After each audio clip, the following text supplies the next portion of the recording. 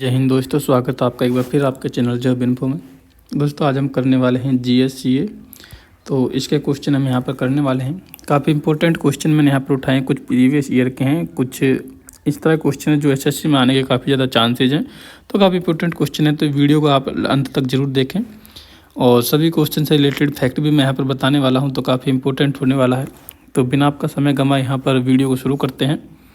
और दोस्तों अगर आप इस चैनल पर नए हैं तो चैनल को सब्सक्राइब कर लें, और वीडियो अच्छा लगा तो वीडियो को लाइक भी ज़रूर करें ताकि आपका सपोर्ट मिलता रहे। तो देखिए सबसे पहले क्वेश्चन नंबर 1 देखें। तो यहाँ बोला गया कि सदानंद PV बालकृष्णन ने किस नृत्य शैली में संगीत नाटक अकादमी पुरस्कार जीता। देखिए सबसे पहले तो हम बात करने वाले हैं संगीत नाटक अकादमी की। ये क्या है? देखिए पुरस्कार है जो किस चीज़ में दिया जाता है। यह कला के क्षेत्र में दिया जाता है। कला के क्षेत्र में जैसे कि नृत्य हो गया, और आपके कोई भी है, जैसे आपके पास कोई कला है बांसुरी बजाना, कुछ भी, तो संगीत बोल सकते हो, गीत या भी जो भी है।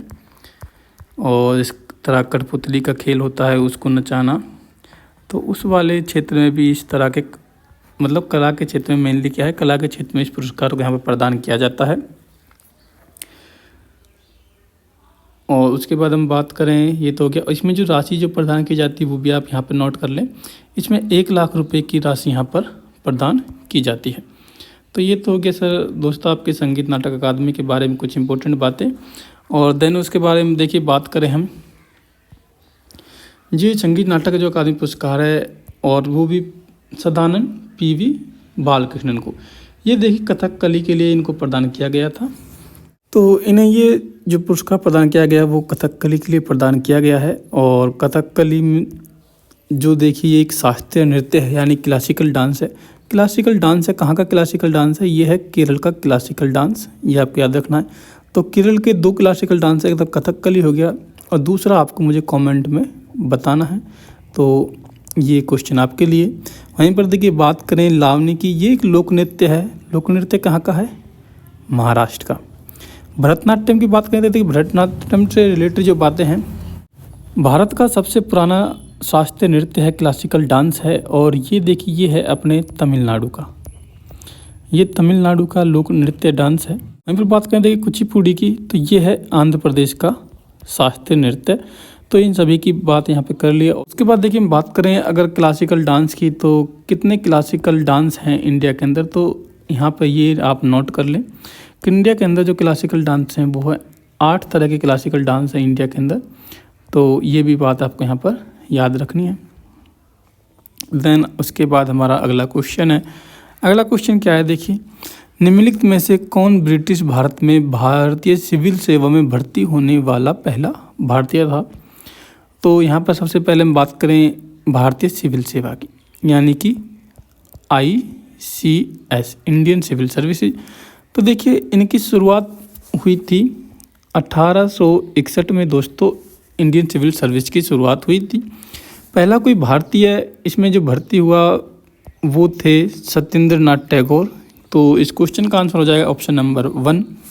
और ये किस वर्ष भर्ती हुए थे? 1863 में इन्होंने इंडियन सिविल सर्विस में क्वालिफाई किया, यानी भर्ती होने वाले पहले भारतीय 1863 में ये बने।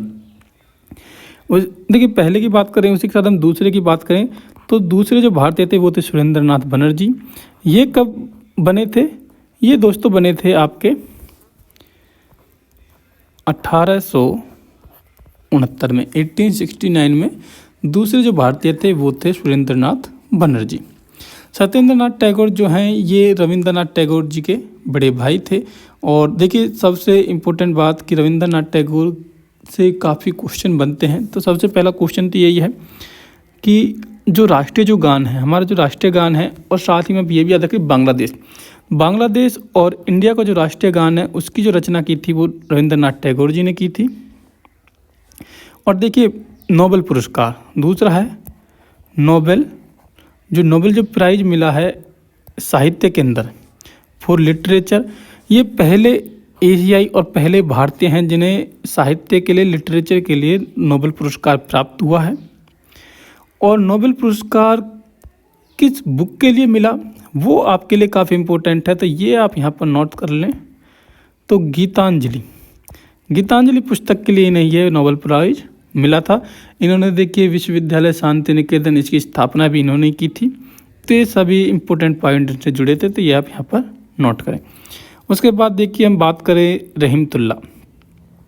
रहीमतुल्लाह इमशानी। देखिए इनका नाम इसलिए इम्पोर्टेंट है क्योंकि दूसरे ऐसे मुस्लिम थे जिन्होंने क्या, कांग्रेस जो वार्षिक अधिवेशन है उसकी अध्यक्षता इन्होंने की थी। और ये इसलिए इम्पोर्टेंट है क्योंकि इनकी अध्यक्षता में ही पहली बार वंदे मातरम गाया गया था।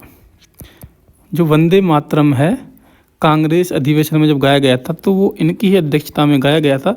और वो कौन सी वार्षिक सम्मेलन था, कौन सा वार्षिक अधिवेशन था? 12वां वार्षिक अधिवेशन था कांग्रेस का।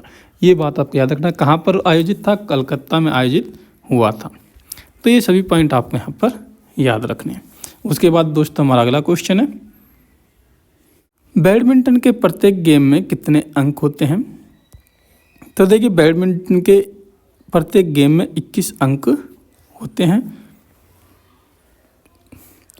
और टोटल गेम की बात पूछें अगर देखिए तो 3-3 के सेट होते हैं, मतलब 1-3 गेम होते हैं और प्रत्येक गेम में 21 अंक यहाँ पर होते हैं। तो ये बात आपको यहाँ पर याद रखनी है। देन उसके बाद हमारा अगला क्वेश्चन है, ओलंपिक में भारत के लिए प्रथम ध्वजवाहक कौन था? फ्लैग बैरियर, भारत के लिए फर्स्ट फ्लैग बैरियर कौन था? तो दोस्तों काफ़ी इंपॉर्टेंट क्वेश्चन है। देखिए पुरमा जो बनर्जी हैं ये कलकत्ता के हैं। तो पुरमा बनर्जी तो ये थे भारत के फर्स्ट फ्लैग बैरियर, प्रथम ध्वजवाहक, वो भी ओलंपिक के अंदर। तो देखिए बात करें कि ओलंपिक के अंदर पहले ध्वजवाहक पुरमा बनर्जी किस वर्ष? तो देखिए 1920 में ये भारत के प्रथम ध्वजवाहक थे। और ये ओलंपिक कहाँ पर हुए? ये ओलंपिक हुए थे दोस्तों, यहाँ पर मैं लिख देता हूँ, एक सेकंड सॉरी,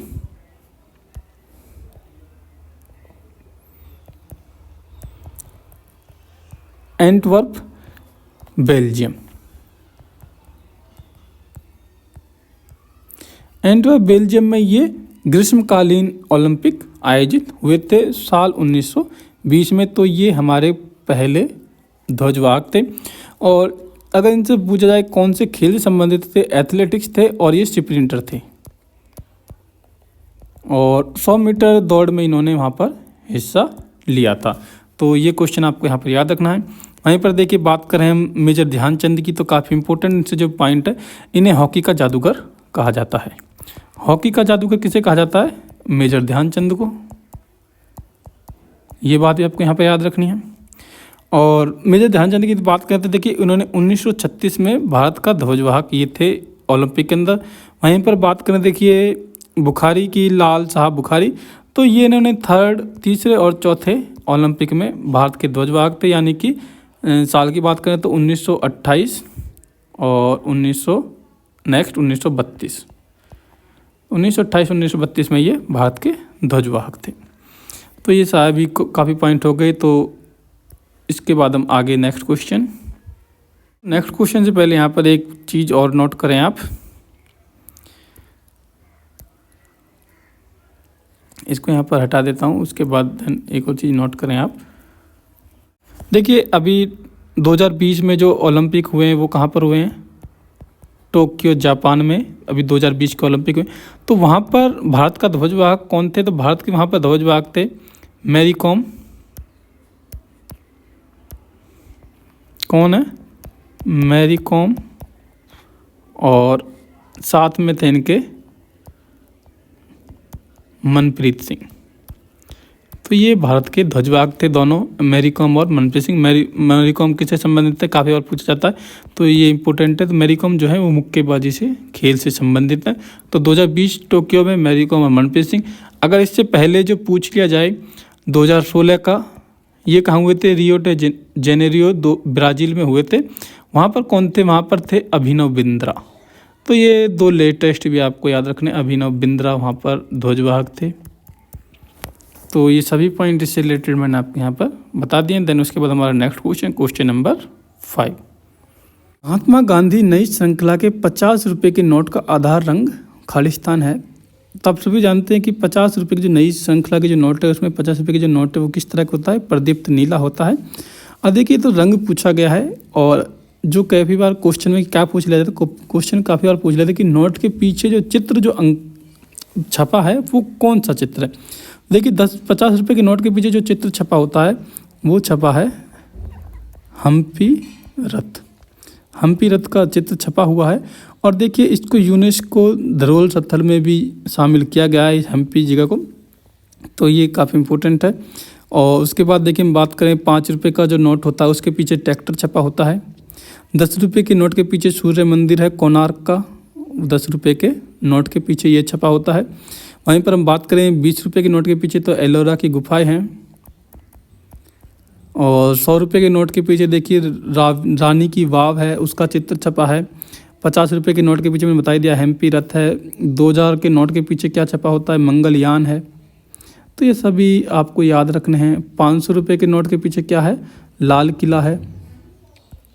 तो ये सभी आपको यहाँ पर याद रखना है। ऐसे काफ़ी बार पूछ लेता है कि नोट के पीछे नई श्रृंखला में क्या छपा रहता है, तो वो आपको सभी मैंने यहाँ पर बता दिया है। और देन उसके बाद हमारा अगला क्वेश्चन है, निम्नलिखित में से कौन सा आंध्र प्रदेश का शास्त्रीय नृत्य है। तो देखिए मैंने फर्स्ट क्वेश्चन में बताया था, एसएससी ने ये क्वेश्चन पूछा भी है, वही क्वेश्चन मैंने यहाँ पर उठाया है। तो देखिए निम्नलिखित में कौन सा आंध्र प्रदेश का एक शास्त्रीय नृत्य है, तो इसकी बात करें तो देखिए आप इस ऑप्शन में से बता सकते हैं कि कौन सा है, कुचिपुड़ी। कुचिपुड़ी कहाँ का शास्त्रीय नृत्य है, आंध्र प्रदेश का। ये भगवान कृष्ण और राधा के संबंध से संबंधित है। वहीं पर देखिए बात करें भरतनाट्यम, जैसा अभी बताया था, ये कहाँ का है, तमिलनाडु का। मोहिनीअट्टम, देखिए एक तो कथकली था केरल का, और दूसरा मोहिनीअट्टम, ये भी कहाँ का है, केरल का। और कथकली भी आपको यहाँ पर याद रखना है।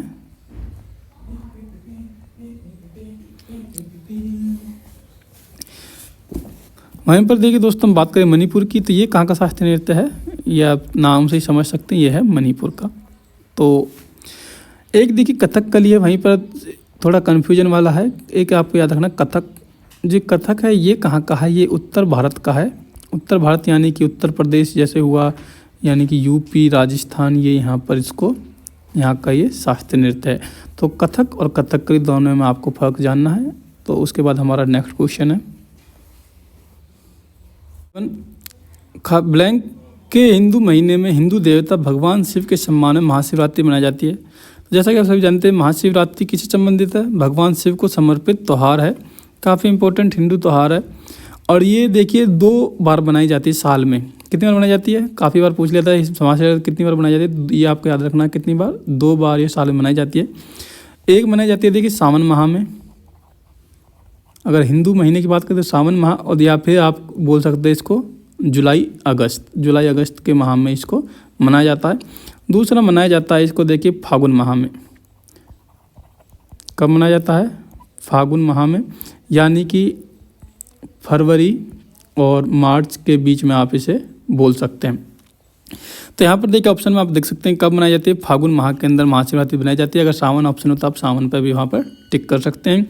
तो उसके बाद हमारा नेक्स्ट क्वेश्चन है, 5वीं पंचवर्षीय योजना और 6ठी पंचवर्षीय योजना के बीच की योजना को खालिस्तान के रूप में जाना जाता है। तो यहाँ पर देखिए बोला गया कि 5वीं पंचवर्षीय योजना और 6ठी पंचवर्षीय योजना थी, उसके बीच में एक नई पंचवर्षीय एक योजना आई थी, उसको क्या बोला जाता है। तो वो यहाँ पर क्वेश्चन पूछा गया। देखिए सबसे पहले उससे पहले हम बात कर ले पंचवर्षीय योजना की। तो देखिए भारत में टोटल 12 5 ईयर प्लान आए थे। 5 ईयर प्लान यानी पंचवर्षीय योजना कितने हैं, टोटल 12 हैं। इनकी शुरुआत कब हुई थी, तो ये भी क्वेश्चन काफ़ी बार पूछ लिया था कि पंचवर्षीय योजना की शुरुआत कब हुई थी। तो 1951 में 1951 में पंचवर्षीय योजना की शुरुआत की गई थी। और देन उसके बाद देखिए बात करें 5वीं पंचवर्षीय योजना, जब 5वीं पंचवर्षीय योजना जब लागू की गई थी तो उस समय क्या हुआ था कि जब सरकार चेंज हुई, कांग्रेस की सरकार गिरी और नई सरकार जब बनी, तो वहाँ पर इस पंचवर्षीय योजना को क्या कर दिया गया था, समाप्त कर दिया गया था। देन नया एक योजना लाई गई थी जिसको हम क्या बोलते हैं, रोलिंग प्लान। रोलिंग प्लान क्या था कि हर पंचवर्षीय योजना में 5 साल के लिए टारगेट फिक्स करते हैं और उसको कंप्लीट अचीव करने की कोशिश करते हैं। लेकिन रोलिंग प्लान में क्या था कि हम एक साल का टारगेट बनाते हैं और उसको हर साल एक दूसरा टारगेट फिर इस तरह तैयार करते हैं, 1 साल के लिए एक टारगेट तैयार किया जाता है। तो वही था रोलिंग प्लान। और इससे इम्पोर्टेंट एक क्वेश्चन ये भी है कि रोलिंग प्लान किस मॉडल पर आधारित है। ये काफ़ी इंपॉर्टेंट क्वेश्चन है, काफ़ी बार पूछा गया है। तो रोलिंग जो प्लान है वो देखिए गुन्नार मॉडल पर आधारित है।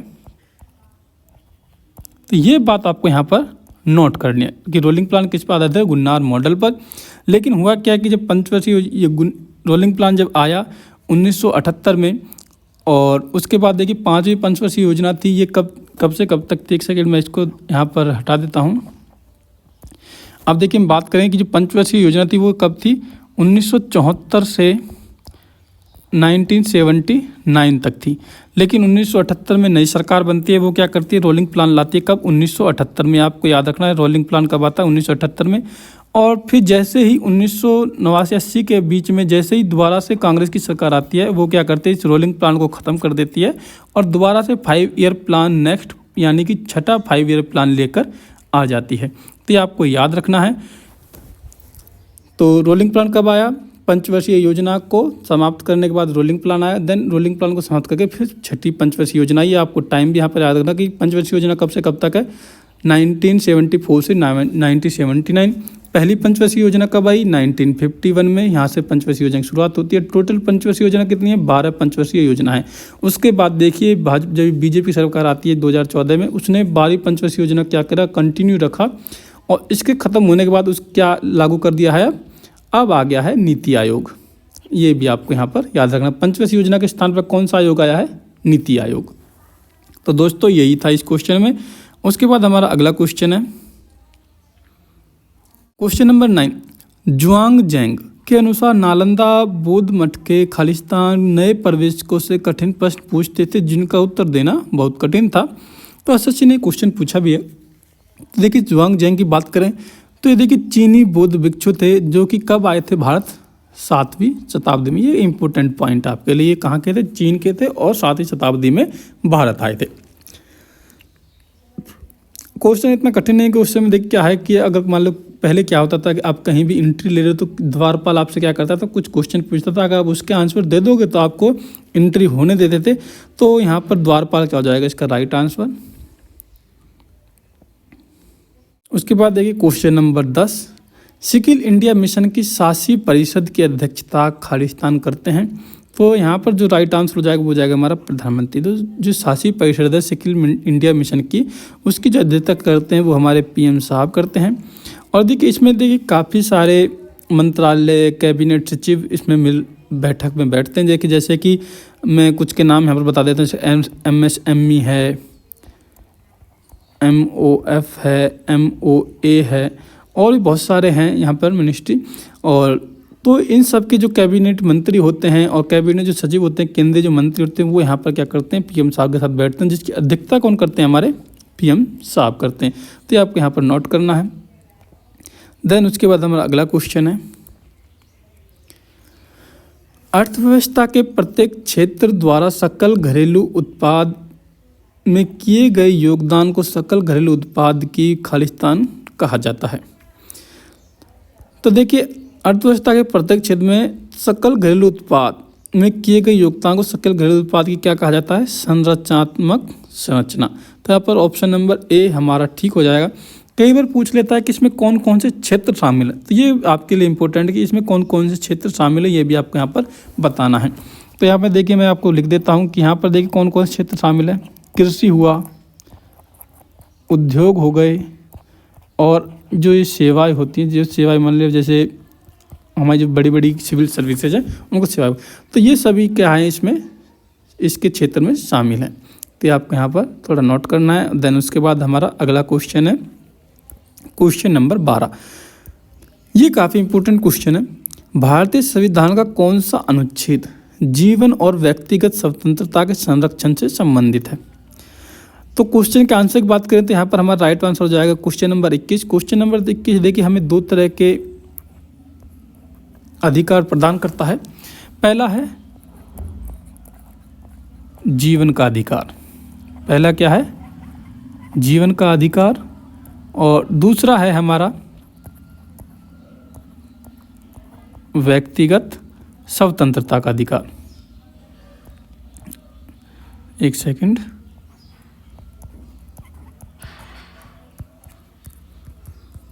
स्वतंत्रता का अधिकार। तो अनुच्छेद 21 से हमें दो अधिकार मिलते हैं, एक तो जीवन का अधिकार, दूसरा है हमारे व्यक्तिगत स्वतंत्रता का अधिकार। तो ये दोनों कहाँ से मिलते हैं हमें? अनुच्छेद 21 से। वहीं इस पर हम बात करें, देखिए अनुच्छेद किसकी, अनुच्छेद 19 की। तो अनुच्छेद 19 हमें 6 तरह के अधिकार देता है, जिसमें से आपके देखिए क्या कौन कौन से अधिकार हैं कि आप भारत में कहीं भी भ्रमण कर सकते हैं। 6 अधिकार ये हमें प्रदान करता है, पूरे भारत में कहीं भी भ्रमण करने की, सभा, भाषण तथा अभिव्यक्ति, और दूसरा है आप कहीं भी व्यवसाय कर सकते हैं पूरे भारत में। तो इस तरह के 6 अधिकार हमें ये अनुच्छेद 19 यहाँ पर प्रदान करता है। कुछ इंपॉर्टेंट मैंने यहाँ पे लिख दिए हैं। और वहीं पर देखिए अनुच्छेद 21 से मैंने बता दिया। एक और अनुच्छेद आपको यहाँ पर याद रखना है कि अनुच्छेद 21A, ये काफ़ी इंपॉर्टेंट अधिकार है और इसका जो रिलेशन है वो किससे है? ये है हमारा शिक्षा का अधिकार। तो ये काफ़ी बार पूछा जाता है कि शिक्षा का अधिकार कौन सा अनुच्छेद यहाँ पर देता है? तो अनुच्छेद 21 से शिक्षा के अधिकार से संबंधित है। और उसी के साथ देखिए कई बार पूछ लेते हैं मौलिक अधिकारों का आधार किस अनुच्छेद को बोला गया? तो मौलिक अधिकारों के आधार का अनुच्छेद है 21। उसका भी राइट आंसर क्या हो जाएगा आपका? अनुच्छेद 21। देन हमारा अगला क्वेश्चन है दोस्तों, क्वेश्चन नंबर 13 है, निम्नलिखित में से कौन सा मामला फौजदारी कानून का मामला नहीं है? तो 4 ऑप्शन दिए गए हैं। देखिए सबसे पहले हम बात करें फौजदारी कानून के अंदर कौन कौन से मामले आते हैं। देखिए अगर जैसे मान लीजिए आक्रमण और लूट, तो इस तरह के जो मामले होते हैं वो भी फौजदारी के अंदर आते हैं। आपका दहेज, और बात करें आपका यौन उत्पीड़न, साइबर क्राइम,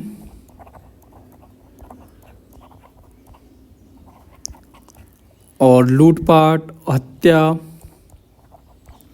तो ये इस तरह के जो मामले हैं जो क्या करते हैं आपके, देखिए आपके स्वास्थ्य को, आपके मतलब संपत्ति को, आपके अधिकारों को जो क्या करते हैं हानि पहुंचाते हैं, उनको ठेस पहुंचाने करते हैं, उनको क्या बोलते हैं हम? फौजदारी कानून के अंतर्गत आते हैं। तो यहाँ पर देख सकते हैं हत्या ये फौजदारी का है, दहेज ये भी फौजदारी के अंदर, चोरी ये फौजदारी। तो तलाक का जो मामला है ये क्या है? ये फौजदारी के अंदर नहीं आता। तो ये क्या हो जाएगा यहाँ पर? Right transfer. तो ऑप्शन नंबर 4 इज करेक्ट। और मैंने आपको बता दिया फौजदारी मामले में कौन कौन से आते हैं, तो ये सभी आपको यहाँ पर याद रखना है। उसके बाद हमारा क्वेश्चन नंबर 14, 2011 की जनगणना के अनुसार भारत में सर्वाधिक महिला साक्षरता दर वाले राज्य का नाम बताइए। तो देखिए महिला साक्षरता दर में सबसे ज़्यादा जो साक्षर है वो है हमारा केरल। केरल क्या है? नंबर 1 स्थान पर है। वहीं पर हम देखिए लास्ट की बात करें तो लास्ट में कौन सा आएगा? बिहार। साक्षरता के मामले में बिहार सबसे लास्ट में है। और देखिए अगर 2011 की जनगणना के हम नारे की बात करें तो इसका जो नारा था वो क्या था? हमारी जनगणना हमारी जनगणना, उसके बाद हमारा भविष्य, ये इसका नारा था। तो ये आपको यहाँ पर नोट करना है। और दोनों मैंने आपको बता दी, पहला जो साक्षरता के मामले में सबसे ज़्यादा है वो केरल है और सबसे कम है वो बिहार है। तो ये आपको यहाँ पर नोट कर लेना है। देन उसके बाद हम अगला क्वेश्चन नंबर 15, मानव शरीर में भोजन एक सतत नलिका से होकर गुजरता है जो खालिस्तान से शुरू होती है और गुदा पर समाप्त होती है। तो देखिए जो भोजन जो जाता है वो देख कहाँ से शुरू होती है? मुख से शुरू होती है और गुदा पर समाप्त होती है। एक सतत नलिका होती है जो कहीं पर भी ख़त्म, इसके एक मतलब कंटिन्यू नली है, यही यहाँ पर पूछा गया है। तो इसका राइट आंसर हो जाएगा ऑप्शन नंबर बी। उसके बाद देखिए हमारा नेक्स्ट क्वेश्चन है क्वेश्चन नंबर 16, तमिलनाडु के तट पर वर्षा का बड़ा हिस्सा खालिस्तान के दौरान होता है। तो तमिलनाडु पे जो वर्षा होती है देखिए वो सबसे ज़्यादा कब होती है? अक्टूबर और नवंबर के महीने में। यहाँ पर जब वर्षा जो होती है वो क्या होती है? बंगाल की खाड़ी में जब दबाव बनता है और जो बादल जब पीछे की तरफ हटते हैं तो उन बादलों के पीछे हटने से अक्टूबर नवंबर के महीने में यहाँ पर क्या होती है? बारिश होती है। दक्षिण पश्चिम मानसून से यहाँ पर बारिश नहीं होती क्योंकि दक्षिण पश्चिम मानसून में क्या है? इस तरह भारत है और यहाँ पर क्या है? काफ़ी पहाड़ी इलाका है। तो अरब सागर में जब दक्षिण पश्चिम से मानसून उठता है वो क्या होता है, इससे टकरा कर यहीं पर रह जाता है। तो तमिलनाडु में यहाँ पर वर्षा नहीं होती। तमिलनाडु में वर्षा क्या होती है, बंगाल की खाड़ी से जब मानसून लौटता है अक्टूबर नवंबर के महीने में, उससे यहाँ पर बारिश होती है। तो यहाँ पर आपको नोट करना है।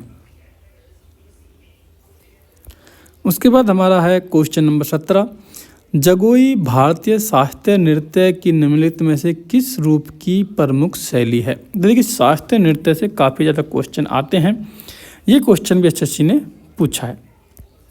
तो जगोई जो भारतीय शास्त्रीय नृत्य है ये किस रूप की प्रमुख शैली, मतलब किस शास्त्रीय नृत्य से संबंध रखता है जगोई भारतीय नृत्य। तो एक मणिपुर जो शास्त्रीय नृत्य क्लासिकल डांस है उसकी ये एक प्रमुख शैली है। मणिपुर जैसे मैंने आपको बता दिया, मणिपुर कहाँ पर मनाया जाता है, मणिपुर के अंदर। वहीं पर देखिए बात करें सत्रिया की, सत्रिया कहाँ का फेमस डांस है, ये है असम का। ये काफ़ी बार पूछा जाता है असम का, तो ये भी आप स्टार लगा लें यहाँ पर। कथक मैंने आपको पहले ही बताया था, कथक कहाँ का है, कथक है उत्तर भारत का। उत्तर भारत यानी कि जैसे कि आपका यूपी हुआ, राजस्थान हुआ, तो यहाँ पर कथक है। अगर बात करें कथकली की तो उसमें आपको थोड़े याद रखना, वो है केरल का। कथकली केरल का, कथक उत्तर भारत का। ओडिसी जो शास्त्रीय नृत्य ये कहाँ का है, ओडिशा का। ये तो आप नाम से ही पहचान सकते हैं ओडिसी कहाँ का है, ओडिशा का।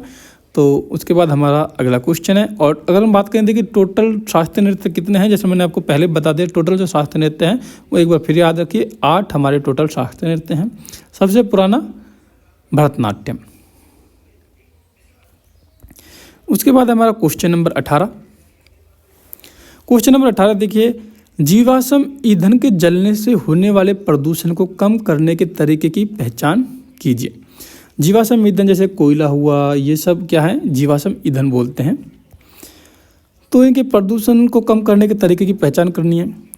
तो ऑप्शन क्या क्या दिए गए, जलने के तापमान को कम करके, दहन प्रक्रिया की दक्षता में वृद्धि करके, कार्बन अणुओं की संख्या में वृद्धि करके, गुप्त ऊष्मा को कम करके।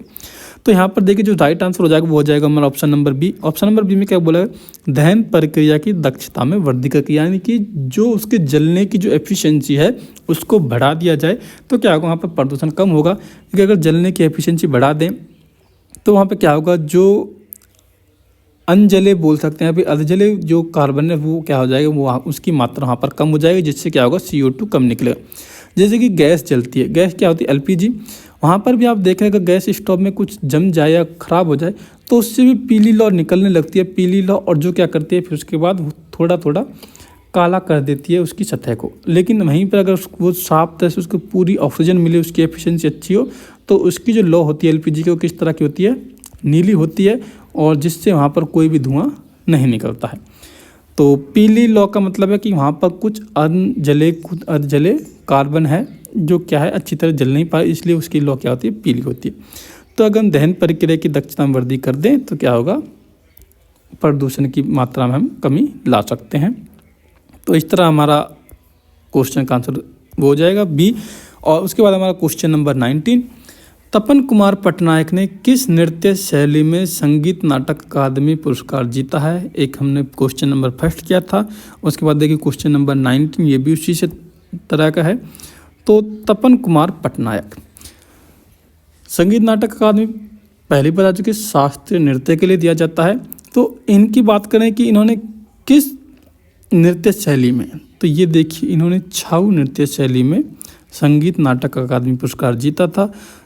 छाऊ जो नृत्य है इसकी उत्पत्ति की बात करें तो इसकी उत्पत्ति है, ये मनाया जाता है देखिए झारखंड, वेस्ट बंगाल और उड़ीसा, यहाँ पर इसकी उत्पत्ति हुई है और यहाँ पर इसको मनाया जाता है। तो आपको इम्पोर्टेंट क्वेश्चन है कि छाऊ नृत्य कहाँ पर, तो झारखंड, वेस्ट बंगाल और उड़ीसा। कुचिपुड़ी आपको फिर बता देता हूँ, आंध्र प्रदेश, सत्रिया असम, ओडिसी ओडिशा। ठीक, देन उसके बाद हमारा अगला question, question number 20। Question number 20 में देखिए क्या बोला गया, क्वेश्चन नंबर 20 में बोला गया है कि 1958 में डोवर से कैलिस तक इंग्लिश चैनल को फतेह करने वाले पहले भारतीय कौन थे। जो 1966 में एक कैलेंडर वर्ष में 5 महाद्वीपों के महासागरों को तैरने वाले एकमात्र व्यक्ति भी बने। तो यहाँ पर देखिए इस क्वेश्चन का राइट आंसर हो जाएगा हमारा मिहिर सेन। यहाँ पर क्या हो जाएगा हमारा राइट आंसर मिहिर सेन। तो 1958 में इन्होंने क्या किया था, डोवर से कैलिस तक इंग्लिश चैनल को फतेह करने वाले ये पहले भारतीय थे। लेकिन उसके बाद 1966 में इन्होंने क्या किया, एक ही कैलेंडर वर्ष में 5 महाद्वीपों के महासागर को तैरने वाले ये पहले व्यक्ति बने थे। तो यहाँ पर राइट आंसर हो जाएगा हमारा मिहिर सेन। तो वहीं पर देखिए हम बात करें रामनाथन कृष्णन की। तो रामनाथन कृष्णन देखिए ये 1960, 1961 में ये टेनिस से रिलेटेड खिलाड़ी हैं, टेनिस के खिलाड़ी थे। और इन्होंने देखिए ये विम्बलडन में पहुंचे थे सेमीफाइनल में, और ये पहले भारतीय थे जो किसी टेनिस के विम्बलडन सेमीफाइनल में पहुंचे थे। तो ये आपको याद रखना है।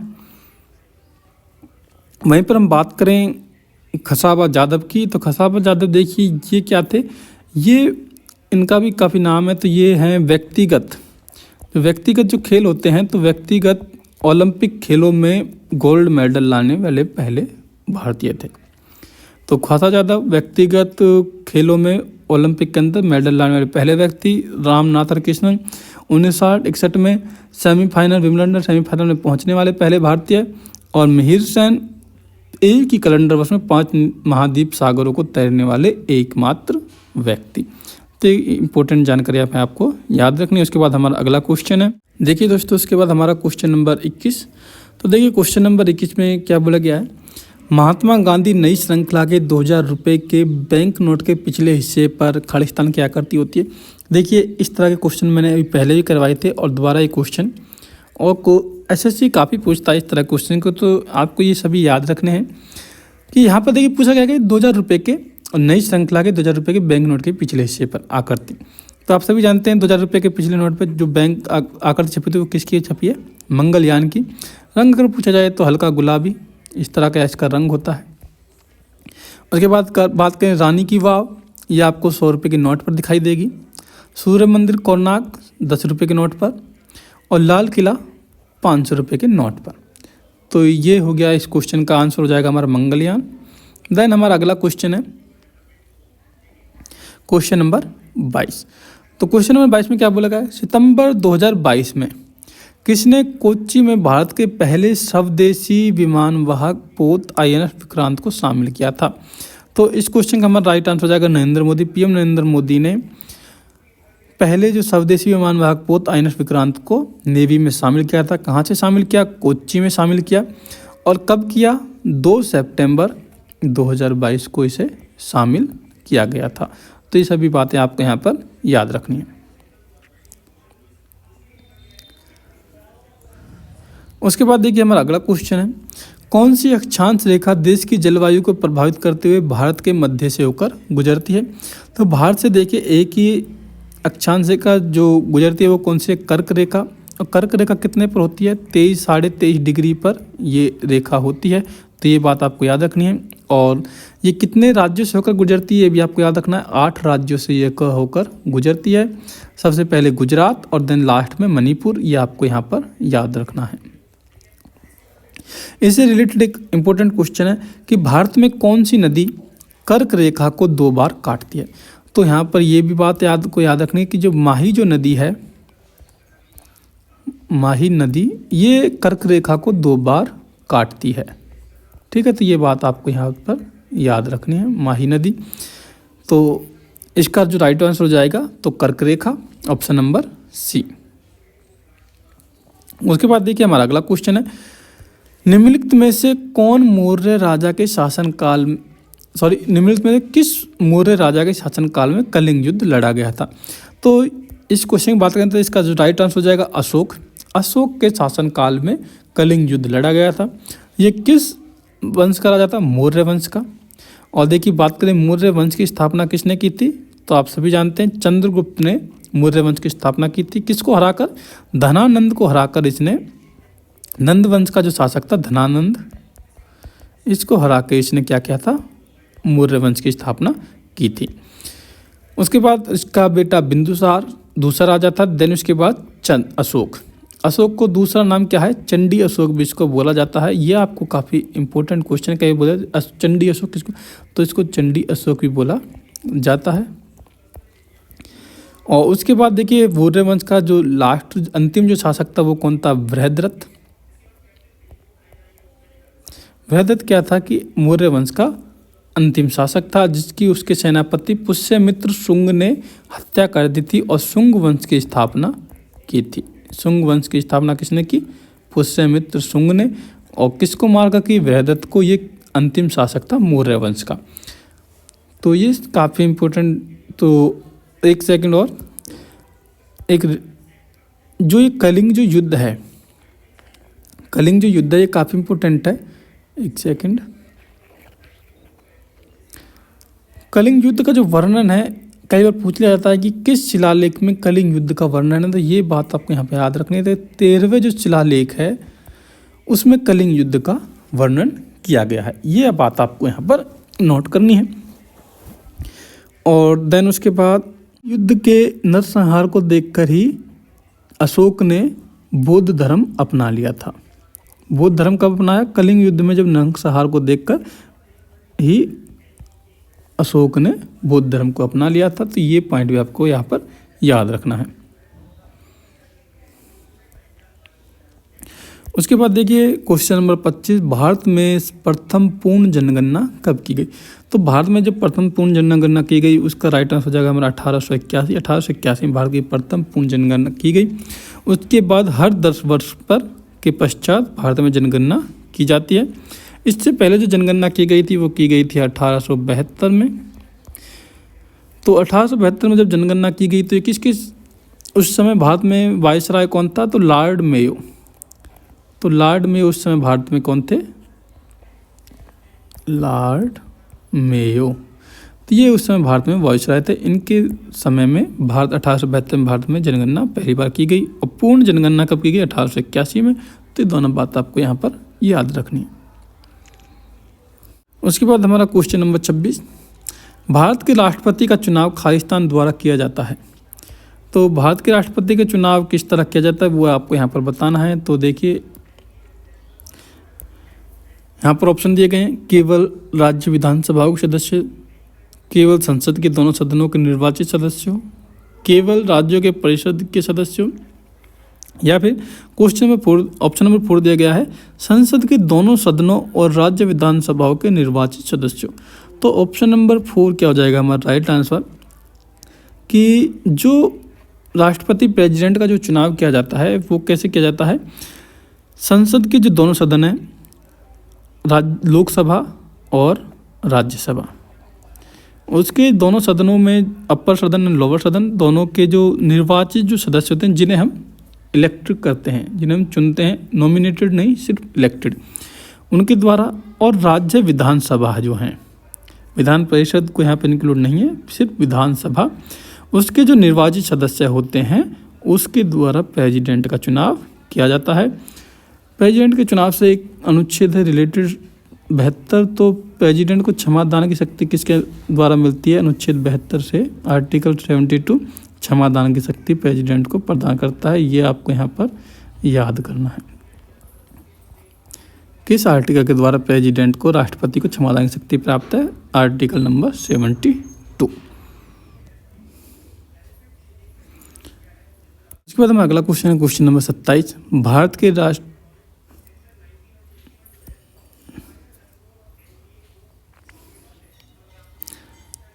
क्वेश्चन दोनों सेम हैं तो इसका हमने पहले ही बता दिया है। तो देन क्वेश्चन नंबर हमारा 28, निम्नलिखित से कौन सा महाराष्ट्र का धन्यवाद उत्सव है जहां बैलों को सम्मानित किया जाता है क्योंकि उन्हें खेती के लिए अनिवार्य माना जाता है? तो देखिए इस क्वेश्चन का जो हमारा राइट आंसर हो जाएगा पोला उत्सव। पोला उत्सव जो है वो महाराष्ट्र का उत्सव है और यह मनाया जाता है, बैलों को समर्पित है क्योंकि वो खेती के लिए अनिवार्य है, उसके लिए इसको यहाँ पर माना जाता है। यहीं पर देखिए ये आप देख सकते हैं काला घोड़ा महोत्सव। काला घोड़ा महोत्सव ये भी काफ़ी इम्पोर्टेंट महोत्सव है। पहली बात तो किससे रिलेटेड है? ये रिलेटेड है कला से। और उसके बाद नेक्स्ट बात कहाँ पर मनाया जाता है? ये भी महाराष्ट्र के अंदर मनाया जाता है। तो काला घोड़ा महोत्सव कहाँ पर मनाया जाता है? महाराष्ट्र में। किससे रिलेटेड है? कला से रिलेटेड है। वहीं पर बात करें मकर संक्रांति की, तो ये देखिए आपको सभी जानते हैं कि 14 जनवरी को क्या होता है? मकर संक्रांति मनाई जाती है। उत्तर भारत में मकर संक्रांति, और इसी दिन बात करें केरल में तो उस दिन ओणम होता है। तमिलनाडु में देखें तो पोंगल होता है। तो ये सभी क्या है? मकर संक्रांति के दिन ही मनाई जाती है। देन उसके बाद हमारा अगला क्वेश्चन है क्वेश्चन नंबर 29। क्वेश्चन नंबर 29 में आप देख सकते हैं क्या बोला गया है कि भारतीय संविधान के मूल पाठ में खालिस्तान अनुच्छेद थे। तो जब भारत का संविधान बना था तो इसमें पूछा गया कि उस समय भारत में कितने अनुच्छेद थे। तो उस समय भारत में देखिए 395 अनुच्छेद थे। लेकिन अब प्रेजेंट में बात करें तो वर्तमान में कितने अनुच्छेद हैं? 448 अनुच्छेद हैं। लेकिन जब भारत का संविधान बना था तो मूल संविधान में 395 अनुच्छेद थे।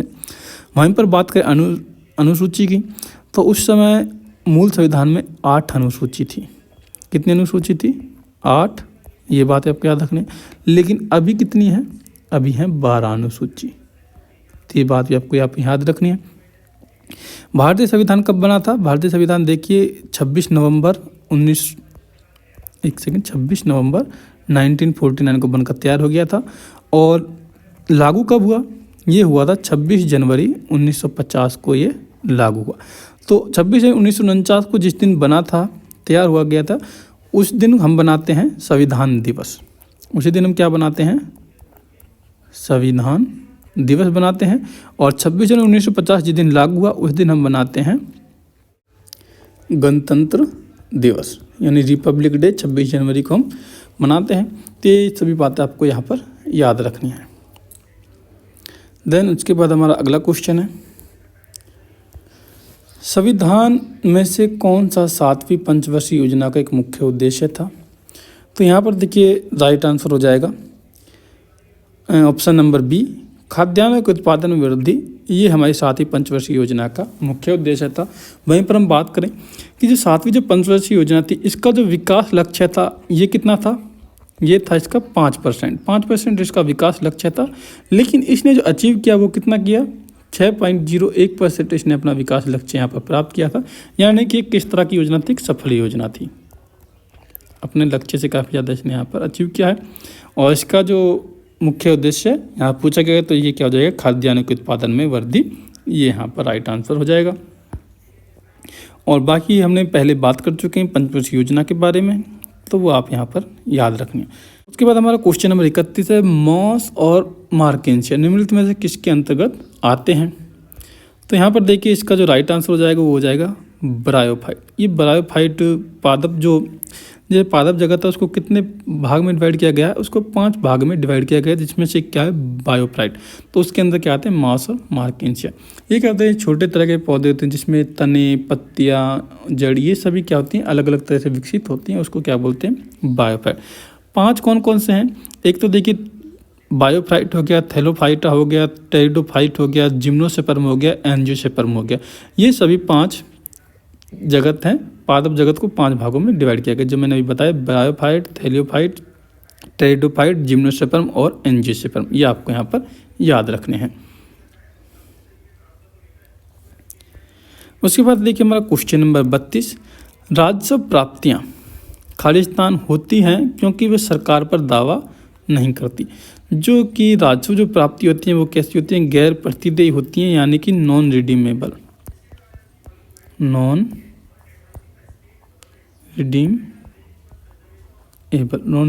होती हैं, गैर प्रतिदेय। तो क्वेश्चन नंबर 32 का आंसर हो जाएगा हमारा ऑप्शन नंबर डी। उसके बाद देखिए हमारा क्वेश्चन नंबर 33 में क्या बोला गया कि आपातकाल के दौरान किन मौलिक अधिकारों को निलंबित नहीं किया जा सकता। तो यहाँ पर 4 ऑप्शन दिए गए। 4 ऑप्शन यहाँ पर आप देख सकते हैं, अनुच्छेद 14 से 15, अनुच्छेद 20 से 21, अनुच्छेद 18 से 19, अनुच्छेद 16 से 17। तो यहाँ पर हमारा राइट आंसर हो जाएगा ऑप्शन नंबर बी। ये 2 मौलिक अधिकार ऐसे हैं जिनका राष्ट्रीय अगर आपातकाल घोषित कर दिया जाए तो इनको निलंबित नहीं किया जा सकता है। अनुच्छेद 20 और 21। अनुच्छेद 21 जैसे हमने पहले बात की थी, ये 2 तरह का अधिकार देता है, जीवन का अधिकार और व्यक्तिगत स्वतंत्रता का अधिकार हमें प्रदान करता है। बाकी 19 के बारे में बात की थी, 21 ए के बारे में बात की थी। 21 से शिक्षा का अधिकार है, काफ़ी इंपॉर्टेंट अधिकार है। 15 धर्म से रिलेटेड अधिकार है। तो ये सभी आपको यहाँ पर याद रखना है। तो आपातकाल के दौरान किस अधिकार को निलंबित नहीं किया जाता? अनुच्छेद 20 और 21 को, इन दोनों अधिकारों को यहाँ पर निलंबित नहीं किया जा सकता, बाकी को निलंबित कर दिया जाता है। इसलिए अनुच्छेद 21 को क्या बोला जाता है? मौलिक अधिकारों का आधार भी कहा जाता है। उसके बाद हमारा क्वेश्चन नंबर 34, जिसमें क्या बोला गया कि भारत में निम्नलिखित में से किस राज्य में अरेबिका कॉफ़ी उगाई जाती है?